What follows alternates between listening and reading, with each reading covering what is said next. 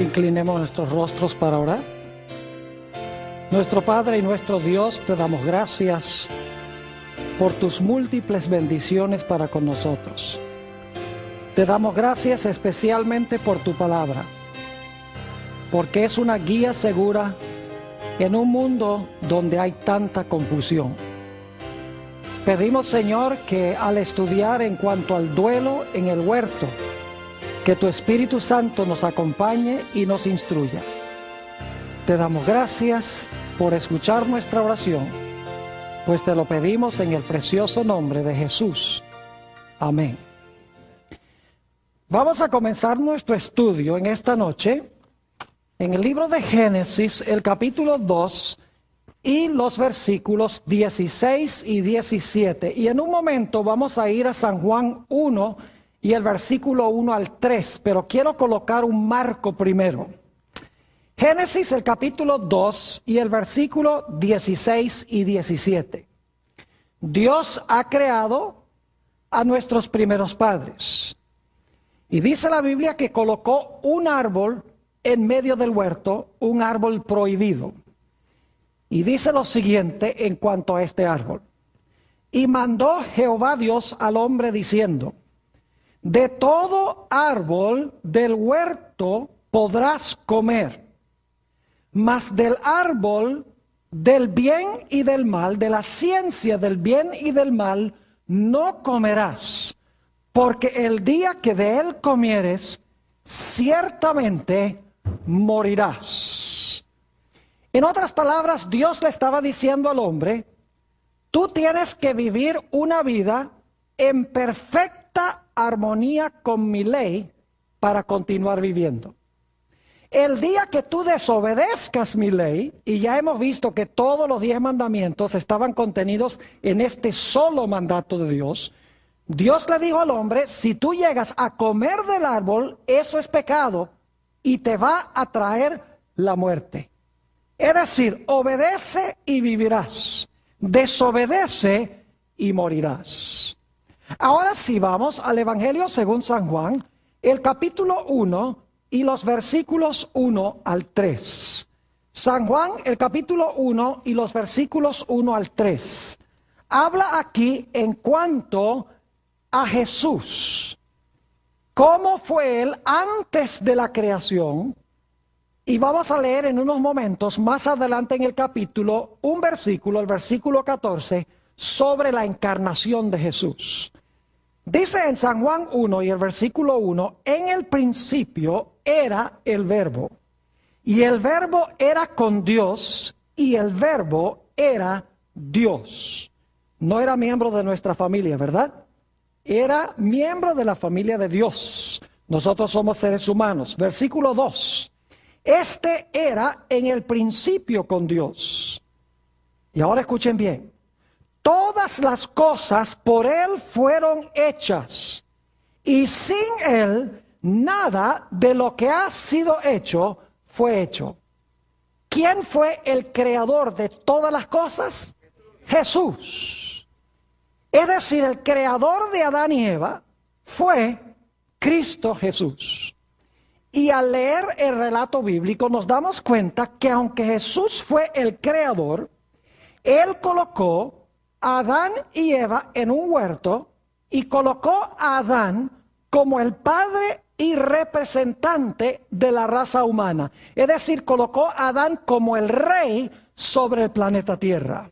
Vamos a leer eso de nuevo, como ya lo hemos leído, en el libro de los Salmos, el Salmo 8 y los versículos 3 al 5. Salmo 8, 3 al 5. Aquí dice el salmista David, en el Salmo 8 y el versículo 3 al 5, cuando veo tus cielos, obra de tus dedos, la luna y las estrellas que tú formaste, digo, ¿qué es el hombre para que tengas de él memoria, y el hijo del hombre para que lo visites? Le has hecho poco menor que los ángeles, y lo coronaste de gloria y de lustre. Fíjense que Adán fue coronado de gloria y lustre. Los reyes usan coronas, ¿verdad? Versículo 6. Le hiciste señorear, es decir, lo pusiste a reinar sobre las obras de tus manos. todo lo pusiste debajo de sus pies. Es decir, aunque Jesús fue el creador, Él colocó a Adán como el rey sobre el planeta Tierra. Y era el plan de Dios de que Adán y sus descendientes viviesen para siempre. Pero luego vino la tragedia del pecado. Y como hemos leído en el Evangelio según San Lucas, el capítulo 4 y los versículos 5 al 7, un nuevo poder llegó a controlar al planeta Tierra. Vamos a leer eso en el Evangelio según San Lucas, el capítulo 4 y el versículo 5. Dice: y le llevó el diablo a un alto monte, y le mostró en un momento todos los reinos de la tierra. Y le dijo al diablo: a ti te daré toda esta potestad y la gloria de ellos, porque a mí ha sido entregada y a quien quiero la doy. Si tú, postrado, me adorares, todos serán tuyos. Es decir, el diablo dice: a mí ha sido entregado el reino o los reinos, y a quien yo quiero se los doy. Obviamente los reinos pertenecían al principio a Adán. Este mundo pertenecía a Adán, le fue dado como un regalo por Jesús el Creador. Pero como Adán y Eva escogieron pecar, fueron destituidos de su posición de reinado y se sentó sobre el trono de este mundo Satanás. Y la raza humana necesitaba a un redentor. Pero como estudiamos en nuestro último tema, no había nadie dentro de la raza humana que no hubiese sido vencido por Satanás. Porque en Romanos 3:10 dice: todos han pecado, no hay justo ni aún uno. Todos han pecado y están destituidos de la gloria de Dios. Es decir, el plan original de Dios era que el hombre fuese rey, que su territorio fuese el planeta Tierra y viviese para siempre. Cuando Adán pecó y sus descendientes pecaron, se estropeó el plan. El hombre perdió el trono, perdió el planeta y ahora entró al mundo la muerte. Se necesitaba a un redentor que nuevamente recuperara el trono, recuperara el territorio e hiciera posible la vida eterna en vez de la muerte. Pero dentro de la raza humana no había nadie que pudiese recuperar lo que se había perdido. Pero como hemos estudiado, Dios descendió al huerto y le habló a la serpiente, estando Adán y Eva escuchando lo que Dios decía. Y Dios le dijo a la serpiente, a Satanás: yo voy a mandar una simiente a este mundo nacida de mujer. Esa simiente te va a hacer la guerra. En el proceso de la guerra tú le vas a causar dolor, le vas a herir en el calcañar, pero te va a salir caro. Porque en el proceso de la guerra, él te va a dar un golpe mortal en la cabeza y de ese golpe tú no te vas a recuperar. Es decir, lo voy a mandar a esta simiente para recuperar todo lo que perdió el primer Adán. Ahora, ¿cómo se iba a recuperar lo perdido? Ustedes recuerdan que el primer resultado del pecado del hombre fue que se fue la gloria que lo cubría y ahora se vio ¿cómo? Se vio desnudo. Es decir, era necesario cubrir de nuevo la vergüenza de su desnudez para restaurarlo a su condición original. La pregunta clave es: ¿cómo podía restaurarse el hombre a la condición original en la cual se encontraba? Génesis 3:21 tiene la respuesta. Vayan conmigo a Génesis 3:21, lo hemos leído de nuevo. Este repaso es vital para lo que vamos a estudiar en nuestro tema de hoy. Dice allí en el versículo 21, y Jehová Dios hizo al hombre y a su mujer túnicas de pieles y los vistió. ¿Qué hizo Dios para Adán y Eva? ¿Túnicas de qué? Túnicas de pieles y los vistió. Ahora, hay 4 puntos claves que quiero recalcar en este versículo. Número 1, Adán y Eva estaban desnudos como resultado de su pecado. En segundo lugar, se escogieron probablemente 2 corderos, o por lo menos 2 animales perfectos, sin defecto. Y luego esos animales perfectos y sin defecto fueron muertos. Para conseguir la piel de un animal hay que matar al animal. Y luego, después que muere ese cordero o ese animal perfecto o esos animales perfectos, porque eran 2 pecadores, se tomaron las pieles y se formaron vestiduras para cubrir la vergüenza de la desnudez de Adán y Eva. El diablo es un ser muy perspicaz e inteligente. No cabe duda que el diablo estaba mirando lo que estaba sucediendo y estaba pensando, cuando el hombre pecó, cuando quebrantó la ley de Dios, perdió su trono, perdió su territorio, entró la muerte, quedó desnudo. Pero ahora yo veo que Dios manda al hombre a escoger 2 corderos perfectos. Esos 2 corderos perfectos luego son sacrificados, mueren. Y luego entonces se toman las pieles y con las pieles se cubre la vergüenza de la desnudez del hombre. Y Satanás está pensando, yo creo que yo sé lo que va a hacer Dios. Dios va a mandar a la simiente de la mujer y la simiente de la mujer va a vivir una vida perfecta. Ese cordero representa al que va a venir. Y como el cordero era perfecto, él va a vivir una vida perfecta. Y después de vivir una vida perfecta, él va a morir.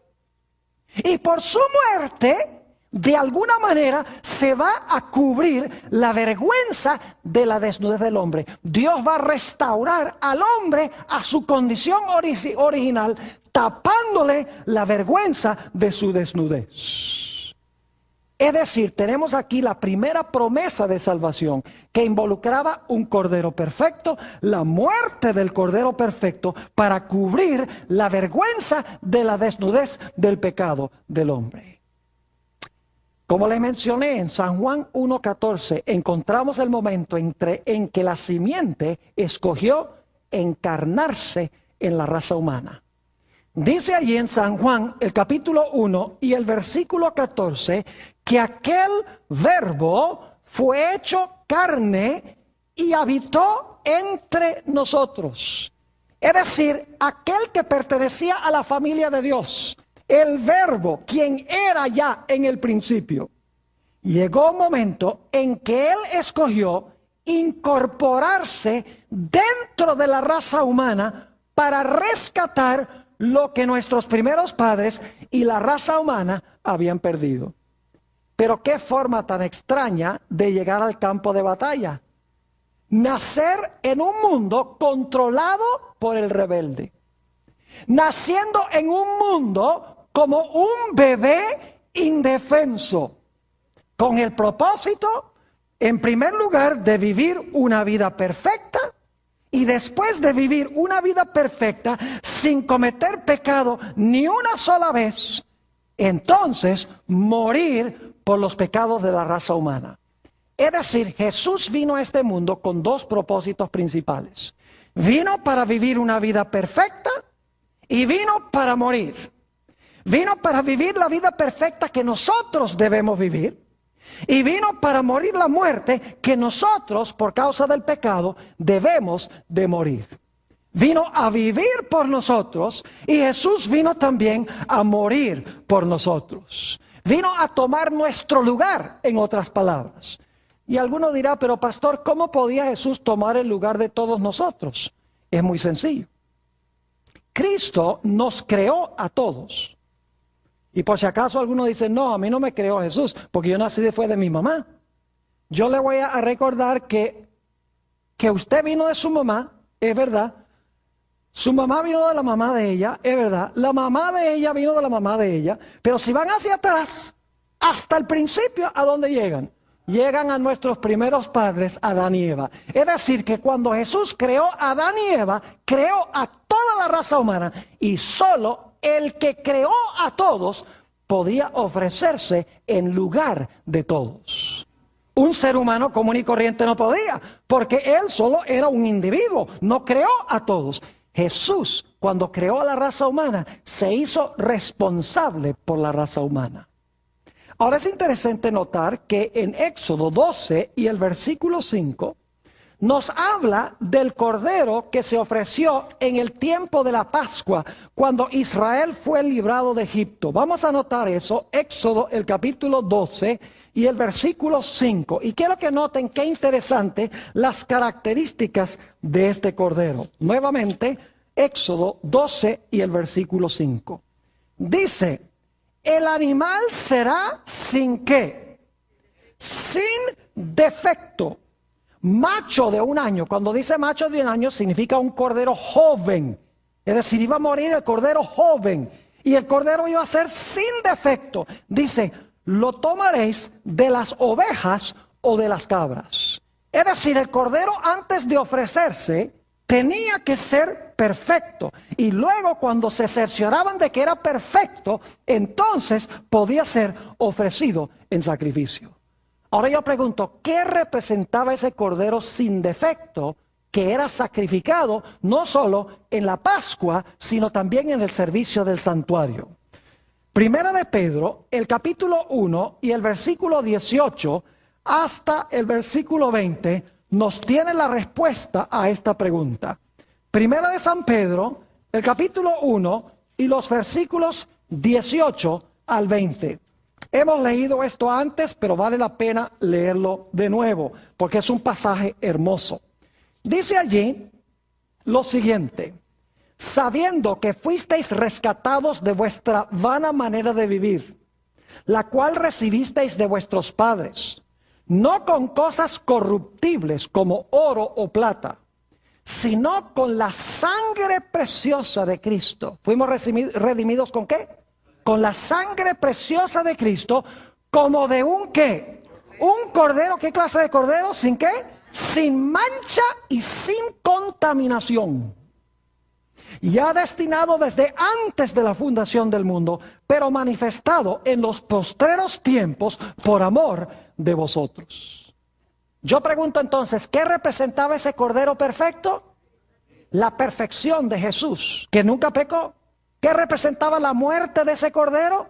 Representaba la muerte de Jesús. Es decir, Jesús vino a vivir una vida perfecta en armonía con la ley y vino a morir la muerte que yo debo sufrir. Vino a vivir la vida que debo vivir y vino a morir la muerte que yo debo morir por causa del pecado, porque Él tomó sobre sí mismo nuestros pecados. Ahora yo quiero que ustedes se imaginen cómo habrá sido eso para Jesús. Imagínense ustedes que Jesús estuvo en esta tierra 33 años, desde el momento cuando escogió encarnarse para salvarnos. El diablo sabía a dónde se iba a encarnar y cuándo aproximadamente se iba a encarnar. Y el diablo se propuso de que él iba a acechar a Jesús 24 horas al día, 7 días a la semana, 365 días al año. Es decir, no iba a dejar en paz a Jesús ni por un instante. Y el objetivo de Satanás era muy sencillo. Él sabía que Jesús había venido para vivir una vida perfecta. Así que él dice, yo no puedo permitir que viva una vida perfecta. Tengo que infectarlo con el virus del pecado. Y en segundo lugar, el diablo sabía que Jesús había venido para morir por el pecado. Y por lo tanto el diablo dice, yo no puedo permitir que Jesús ofrezca su vida por el pecado. Y tal vez esto les sorprenda. Tal vez estén diciendo, no, pero el diablo quería matar a Jesús. No, Señor. Vamos a encontrar en nuestro estudio esta noche que no era el objetivo de Satanás matar a Jesús. Bueno, sí lo quería matar, pero no quería que Jesús ofreciera su vida. Es diferente quitarle la vida que Jesús, al final de su ministerio, ofrecer su vida. Así que el diablo dice, yo tengo que impedir que él viva una vida perfecta y yo tengo que impedir que él muera. Y el diablo escogió 4 estrategias para cumplir su objetivo. En primer lugar, el diablo dice, yo tengo que matarlo antes de que él ofrezca su vida en la cruz. Es decir, yo sé que al final de su vida los pecados van a ser colocados sobre él y él va a ofrecer su vida en rescate por muchos. Pero yo lo que voy a hacer es matarlo antes de que llegue ese momento. Antes de que él ofrezca su vida, yo lo voy a matar y voy a cortar su ministerio. Y saben que el diablo procuró en varias ocasiones matar a Jesús. Desde el mismo momento que el Señor Jesucristo iba a nacer. Ya lo hemos leído, no lo vamos a leer de nuevo. Apocalipsis el capítulo 12 y el versículo 4. Nos dice que el dragón se paró al lado de la mujer para devorar a su hijo cuando hubiese nacido. Es decir, el diablo sabía que Jesús había venido. Y el diablo quería, cuando Jesús era un bebecito en Belén, él quería cortar esto de una vez. Antes que Jesús viviera una vida perfecta y ofreciera su vida en rescate por los pecados, Satanás dice, yo acabo con esto desde un comienzo, lo mato. Pero ¿saben que esa no fue la única ocasión en que Satanás procuró matar a Jesús? Hubo otras ocasiones también. Por ejemplo, en San Mateo, el capítulo 8 y el versículo 24, nos habla del hecho de que Jesús estaba una vez en un barco con sus discípulos. Y se levantó una soberana tormenta allí en el lago, que parecía que el barco se iba a hundir porque se estaba llenando de agua. ¿Saben ustedes que los evangelios dicen que esta tormenta no era época de tormentas? En realidad esta tormenta era fuera de tiempo. Fue una tormenta en verano, en otras palabras, cuando no llovía, cuando no había vientos. ¿Quién creen ustedes que sabía que Jesús estaba durmiendo en ese barco? Satanás. ¿Y qué propósito tenía Satanás? Él quería ahogar a Jesús. En otra ocasión, y esto se haya relatado en Lucas 4, 28 al 30, Jesús se encontraba predicando en la sinagoga en Nazaret. Y Jesús dijo algunas cosas que a la gente no le gustó. Dijo que en los días de Eliseo, Dios favoreció a un hombre que era sirio, que no era israelita, se llamaba Naamán, y favoreció a una viudita que no era ni siquiera israelita. Y ellos, siendo muy nacionalistas, se enojaron con Jesús. Y dice la Biblia que lo sacaron empujado de la sinagoga y lo llevaron a un precipicio con el fin de echarlo abajo. ¿Quién creen ustedes que quería que Jesús fuera echado abajo en ese precipicio? Era Satanás. Ustedes pueden leer en varias ocasiones durante el ministerio de Jesús, Satanás procuró que apedrearan a Jesús. Un ejemplo lo encontramos en San Juan 8 y el versículo 59. Jesús acababa de decir, antes que Abraham fuese, yo soy. Se estaba proclamando el gran yo soy del Antiguo Testamento, de Éxodo 3 y el versículo 14.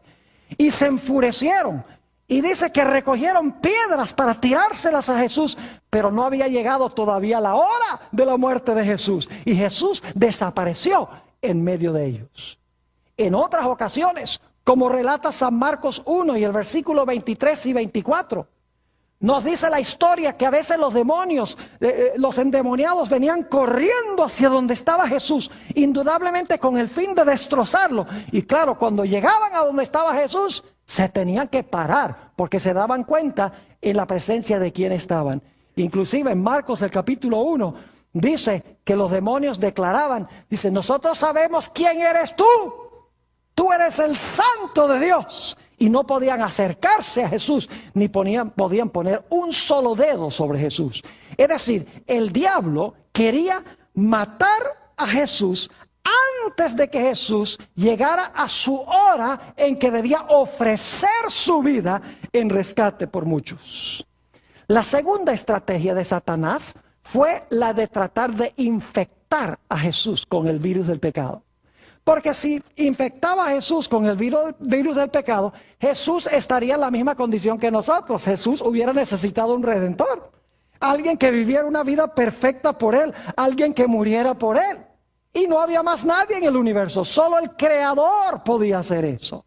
Y por lo tanto Satanás dice, si no lo puedo matar antes de que ofrezca su vida, lo que sí voy a hacer es infectarlo con el virus del pecado para que su sacrificio no sea perfecto. Así que Satanás se propuso a infectar a Jesús con el virus del pecado. Lo atacó incesantemente. Noche, mañana, tarde, 24 horas al día, lo acechó, lo tentó. Pero la Biblia nos dice que cada ataque de Satanás era respondido con Jesús, con las palabras, escrito está.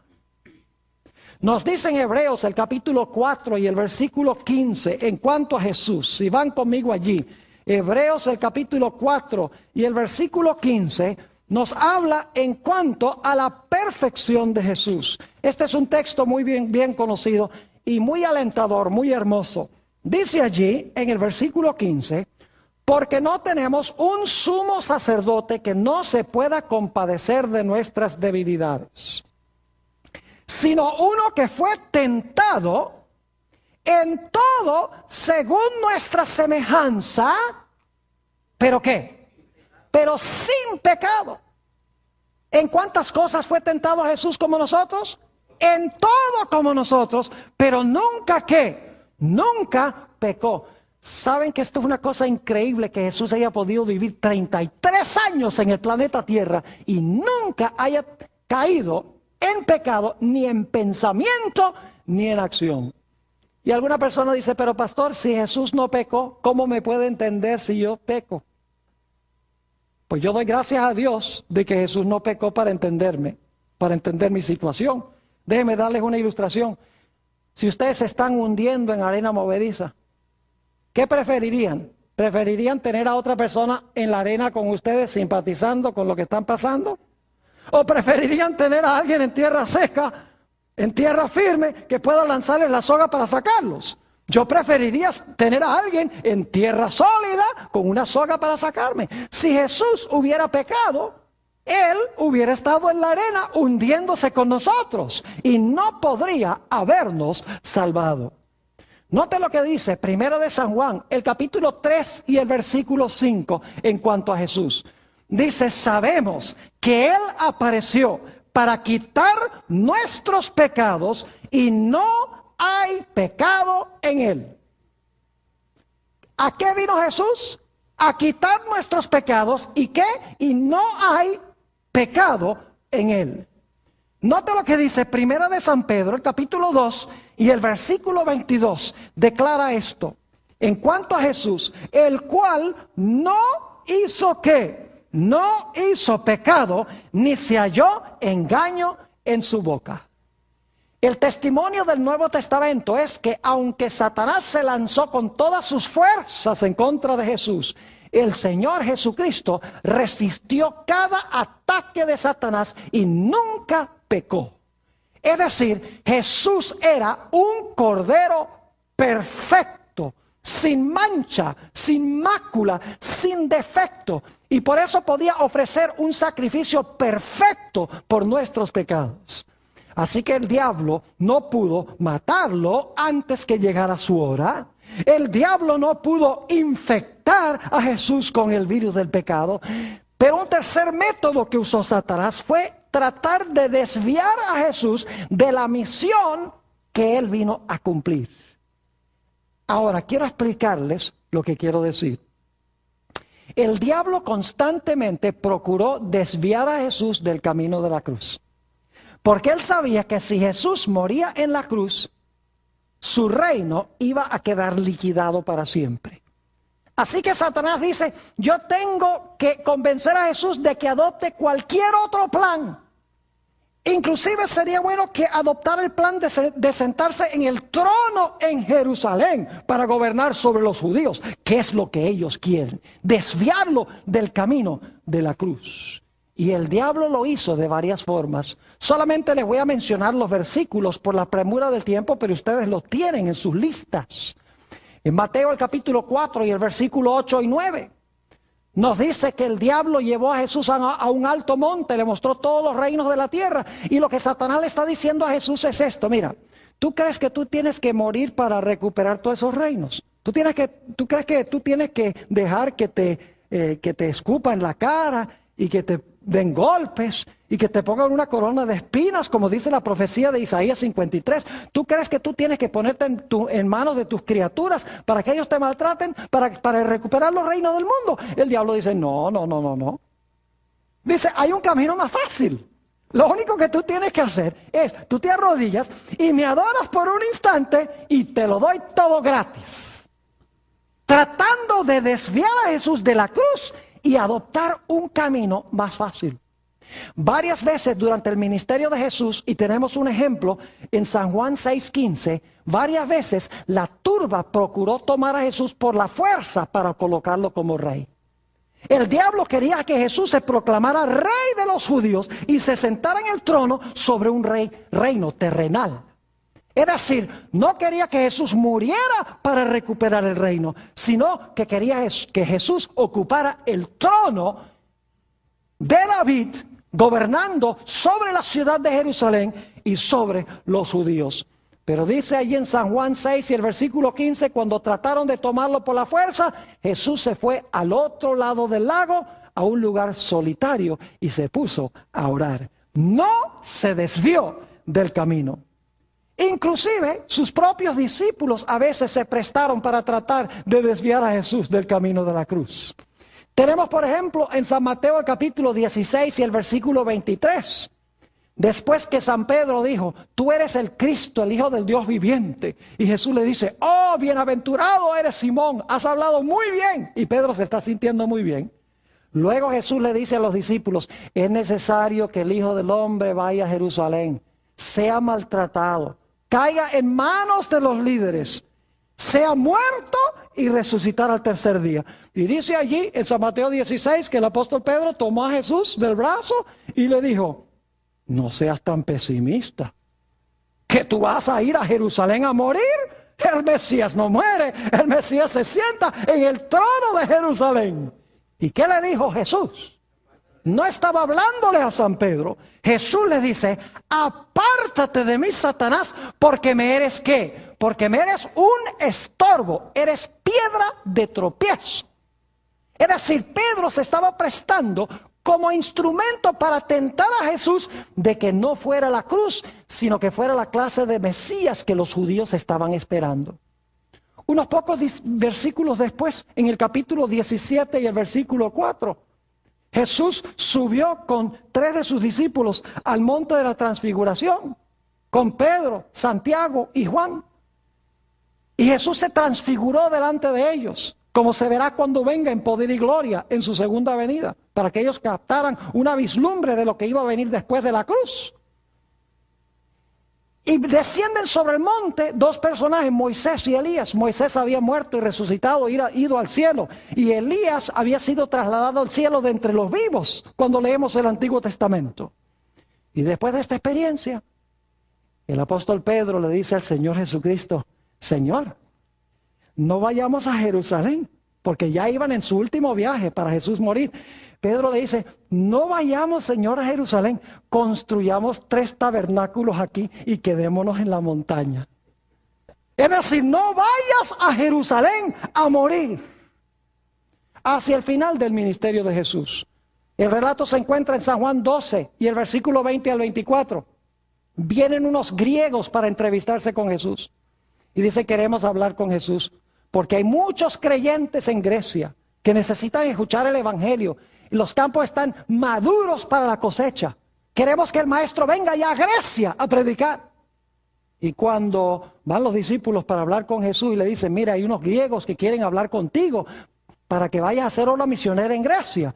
Jesús dice algo que parece estar desconectado de la conversación. Jesús dice, ha llegado el momento en que el Hijo del Hombre sea glorificado. Es decir, no es tiempo de ir a Grecia. Es tiempo de ir a la cruz, mi hora ha llegado, es tiempo de morir. Y luego dice, si un grano de trigo cae en la tierra y muere, retoña y produce mucho fruto. Pero si cae en la tierra y no muere, queda solo y no produce fruto. Lo que está diciendo Jesús es, si yo voy a la cruz y muero, entre los griegos habrá mucho fruto, como resultado de mi muerte. Pero si yo voy a predicarle a los griegos y no muero, es en vano. porque de todas maneras siguen estando en sus pecados, porque necesito morir por los pecados de la raza humana. Es decir, Satanás procuró matar a Jesús antes que llegara su hora. Satanás procuró infectar a Jesús con el virus del pecado. No fue capaz. Trató de desviar a Jesús del camino de la cruz, sabiendo que si Jesús vivía una vida perfecta y moría, que su reino iba a quedar destruido. Pero el diablo usó un cuarto método para tratar de vencer a Jesús. Trató de desalentarlo. Lo que trató de hacer fue que Jesús se sintiera que su misión no iba a producir fruto. Es interesante notar que en San Juan, el capítulo 13, y los versículos 1 al 3, nos dice que Satanás se le metió a Judas. Y Judas fue con los dirigentes religiosos y tramó la venta de Jesús a los líderes religiosos. Ahora yo pregunto, ¿era el plan de Judas de entregar a Jesús para que a Jesús lo mataran? No. Algunos comprenden mal, dicen, ay, sí, Judas entregó a Jesús para que lo mataran. No, ese no era el propósito. El propósito de Judas era entregar a Jesús para que el Señor Jesucristo, cuando lo fueran a arrestar, se escapara de las manos de los que lo fueron a arrestar. Y usted dice, Pastor Bor, ¿cómo sabe eso? Muy sencillo. Le salió mal el plan a Judas. Ustedes lo saben bien. Cuando Judas se dio cuenta que Jesús no se zafó de las manos de sus enemigos, ¿qué hizo Judas? Dice la Biblia que fue con el dinero y lo tiró allá delante de los líderes religiosos y dijo, he entregado sangre inocente. Y dice la Biblia que fue y se suicidó. El propósito de Judas era que Jesús, cuando lo arrestaran y lo maltrataran, que Jesús se zafara de sus manos y que no fuera a la cruz. El diablo no quería que Jesús fuera a la cruz. El diablo no quería que Jesús muriera en la cruz. Sí quiso matarlo antes que llegara su hora, pero cuando llegó su hora, no era su plan de que Jesús muriera. Y algunos dicen, pero Pastor Bor, entonces, ¿por qué razón el diablo llevó a la gente a abofetear a Jesús y a escupirle en el rostro y a azotarle la espalda y ponerle una corona de espinas? ¿Y por qué? ¿Por qué Satanás influyó sobre la gente para que le clavara las manos en la cruz y los pies si el diablo no lo quería matar? ¿Saben cuál era la intención de Satanás? La intención de Satanás era que, causándole este sufrimiento a Jesús, que Jesús se vengara de los que le estaban haciendo esto. Que Jesús se escapara de sus manos, en otras palabras, y que no muriera, sino que se vengara, y de esta manera quedaría destruido el plan de la salvación. El diablo procuró por todos los medios desalentar al Señor Jesucristo. Vamos al Evangelio según San Mateo, el capítulo 26, y empezando en el versículo 38. San Mateo 26 y el versículo 38. Quiero que noten aquí lo que pasa con Jesús en el huerto del Getsemaní. Mateo, el capítulo 26, y voy a leer empezando en el versículo 38. Entonces Jesús les dijo, mi alma está muy triste hasta la muerte. Quedaos aquí y velad conmigo. ¿Qué le dice a sus discípulos? Estoy muy triste. Quédense aquí y velen un rato. Quédense despiertos y velen conmigo. Versículo 39. Yendo un poco adelante, se postró sobre su rostro, orando y diciendo, ahora escuchen esto, Padre mío, si es posible, pase de mí esta copa, pero no sea como yo quiero, sino como tú. ¿Qué tenía Jesús en la mano? Una copa. ¿Y qué le está rogando a su Padre? Que esa copa, ¿qué? Pase. Jesús oró esta oración 3 veces. Noten el versículo 42. Otra vez fue y oró por segunda vez diciendo, Padre mío, si no puede pasar de mí esta copa sin que yo la beba, hágase tu voluntad. Versículo 44. Y dejándolos, se fue de nuevo y oró por tercera vez diciendo las mismas palabras. Jesús oró 3 veces: Padre, quiero que pase de mí esta copa. Ahora yo quiero preguntarles, ¿qué era lo que contenía esa copa? Lo que tenía esa copa era la ira de Dios. La ira de su Padre contra el pecado. Ustedes recuerdan que en el libro de Apocalipsis hay 7 copas que tienen 7 ángeles. ¿Y de qué están llenas las copas? Dice que las copas están llenas de la ira de Dios. Es decir, la copa que Jesús tenía que beber estaba llena de la ira de Dios. Y enseguida decimos, ¿por qué estaba llena de la ira de Dios si Jesús nunca pecó? La razón es que Jesús tenía que beber la copa que tú y yo debemos beber. El Señor Jesucristo tenía que beber la copa de la ira de Dios contra el pecado, porque Jesús estaba tomando sobre sí mismo nuestros pecados. ¿Y saben quién le dio esa copa a Jesús? Note lo que dice San Juan, el capítulo 18 y el versículo 11. San Juan, el capítulo 18 y el versículo 11 nos dice quién fue el que le dio esa copa a Jesús. La copa que tú debes beber y la copa que yo debo beber. Dice allí en San Juan, el capítulo 18 y el versículo 11. Jesús entonces dijo a Pedro: mete tu espada en la vaina. La copa que el Padre me ha dado, no la he de beber. ¿Quién le dio la copa a Jesús? Su propio Padre. ¿Pero por qué si Jesús no pecó, no merecía la ira de Dios? Mis queridos hermanos y amigos, es porque Jesús estaba bebiendo la copa de la ira de Dios contra el pecado que debo beber yo. Él estaba colocándose en mi lugar.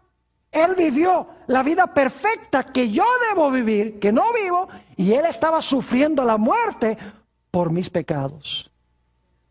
Es tan terrible el sufrimiento de Jesús que leemos en el Evangelio según San Lucas, el capítulo 22 y el versículo 44. Si van conmigo allí, San Lucas, el capítulo 22 y el versículo 44, que dice que el Señor Jesucristo sudaba grandes gotas de sangre. Dice allí, y estando en agonía, oraba más intensamente, y era su sudor como grandes gotas de sangre que caían hasta la tierra. ¿Cuánta agonía debe estar sufriendo una persona que en vez de sudar sudor, sude gotas de sangre? Saben que posiblemente muchos de ustedes han visto esa película, La Pasión del Cristo, de Mel Gibson. Esa película lo que enfatiza mayormente, según me dicen, es la violencia física que sufrió Jesús. Pero la violencia física que sufrió Jesús no fue nada comparado con su agonía espiritual y mental. Porque el Padre estaba colocando sobre Jesús todos los pecados de la raza humana.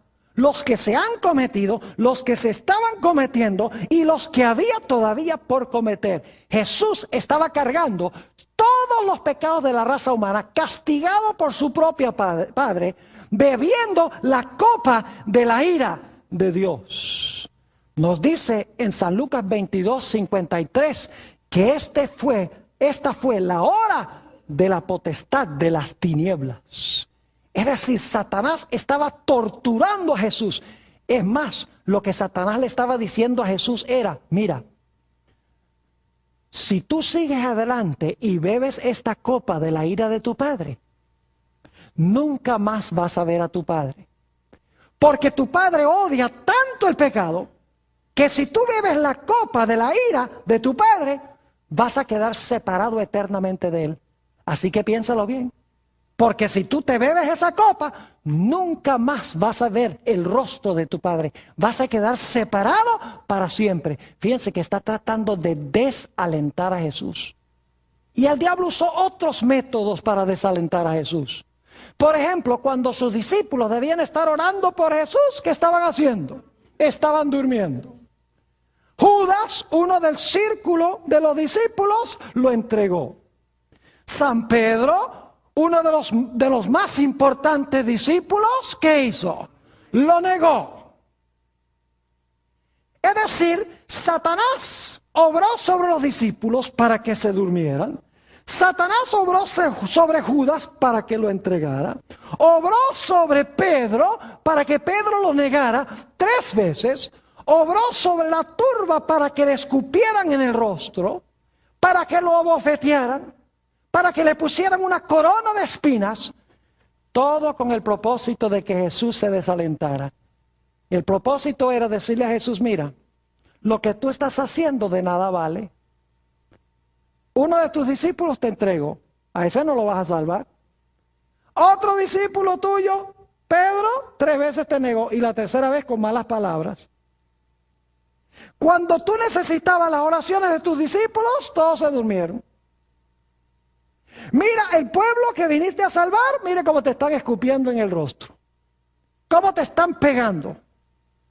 Cómo te están colocando una corona de espinas en la cabeza. Cómo te colocan, cómo te hieren la espalda con azotes.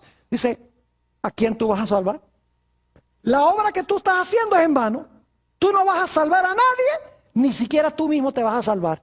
Porque el pecado que tú estás cargando es tan terrible que nunca más vas a ver el rostro de tu Padre. Lo que Satanás le estaba diciendo a Jesús era, vete al cielo a donde te aprecian antes que sea demasiado tarde. Estaba tratando de desalentarlo de ir a la cruz y morir. Y es más, es interesante notar que cuando Jesús estaba colgando en la cruz, si van conmigo a San Mateo 27, van a encontrar algo muy interesante. San Mateo, el capítulo 27 y el versículo 41 al 43. ¿Ustedes creen que el diablo quería que Jesús muriera en la cruz? Noten el versículo 41. De esta manera también los principales sacerdotes, escarneciéndole con los escribas y los fariseos y los ancianos, decían, a otros salvó, a sí mismo no se puede salvar. Si es el rey de Israel, ¿qué dicen? Descienda ahora de la cruz y creeremos en él. ¿Qué quería Satanás que hiciera Jesús? Que descendiera de la cruz. Y luego dicen, confió en Dios. Líbrele ahora si le quiere, porque ha dicho, soy hijo de Dios. Hasta última hora, Satanás está tratando de convencer a Jesús de que Jesús haga ¿qué cosa? De que Jesús se baje de la cruz y no muera. Porque él sabe que si Jesús, habiendo vivido una vida perfecta, muere en la cruz, su reino, el reino de Satanás, está destruido de una vez por todas. Y Jesús habrá recuperado el trono, Jesús habrá recuperado el territorio y Jesús habrá hecho posible la vida eterna para todos aquellos que le reciben como su Salvador. Y luego llegamos a la escena final. Note lo que dice San Juan el capítulo 8 y el versículo 29. San Juan el capítulo 8 y el versículo 29. Este es durante el ministerio de Jesús. Y fíjense qué interesante. Aquí dice el Señor, porque el que me envió conmigo está.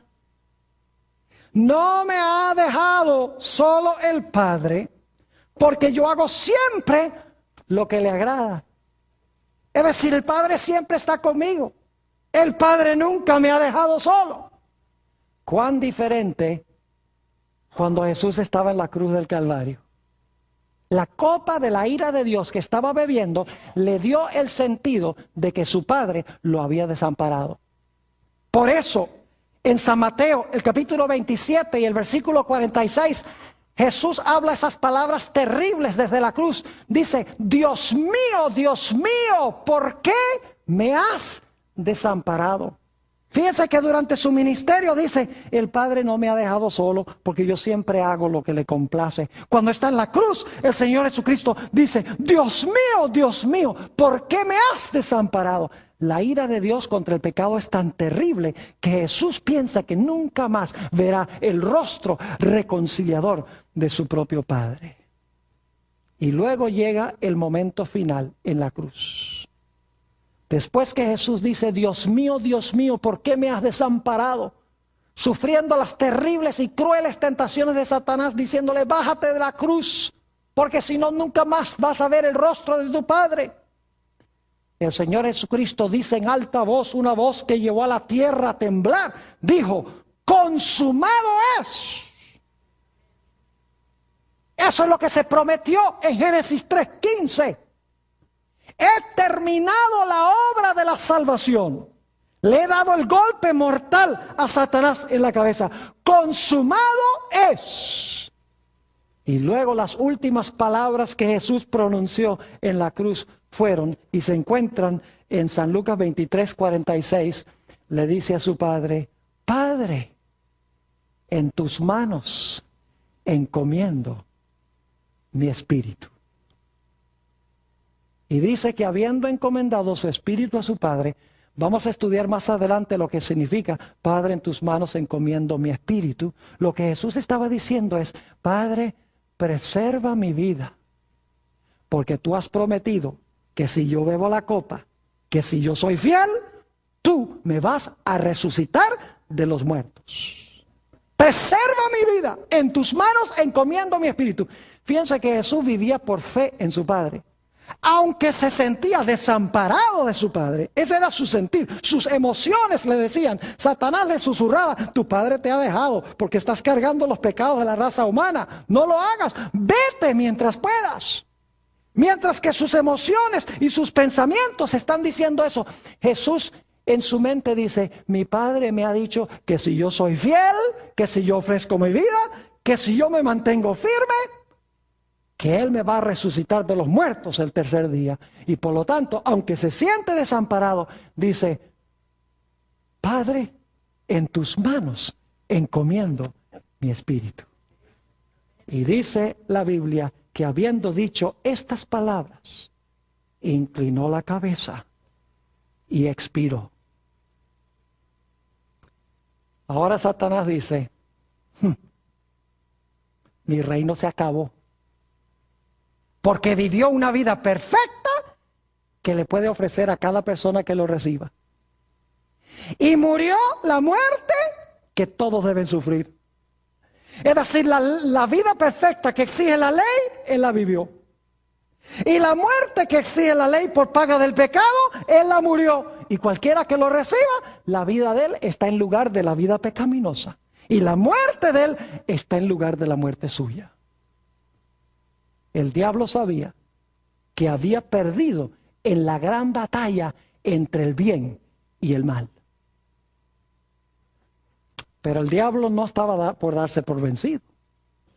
La Biblia nos dice que él colocó una guardia romana, influyó sobre Pilato para colocar una guardia romana delante del sepulcro.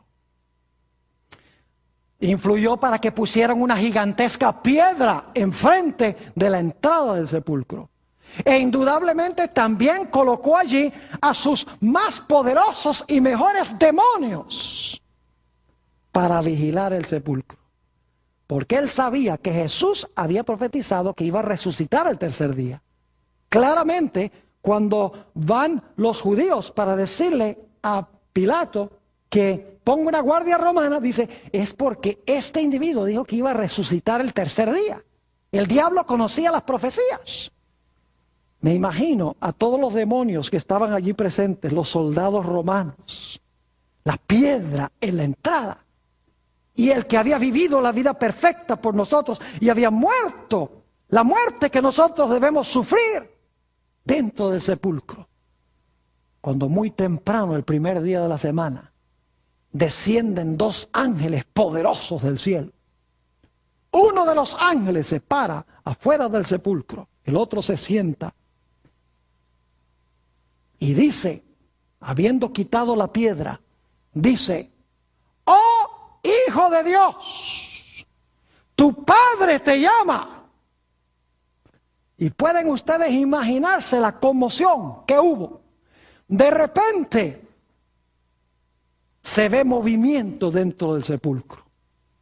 Y sale por la entrada del sepulcro, habiéndose quitado los lienzos, o habiéndole el ángel probablemente quitado los lienzos de Jesús, y habiendo Jesús doblado los lienzos, según dice la Biblia, Ahora sale Jesús del sepulcro diciendo, yo soy la resurrección y la vida. Los soldados romanos caen como muertos.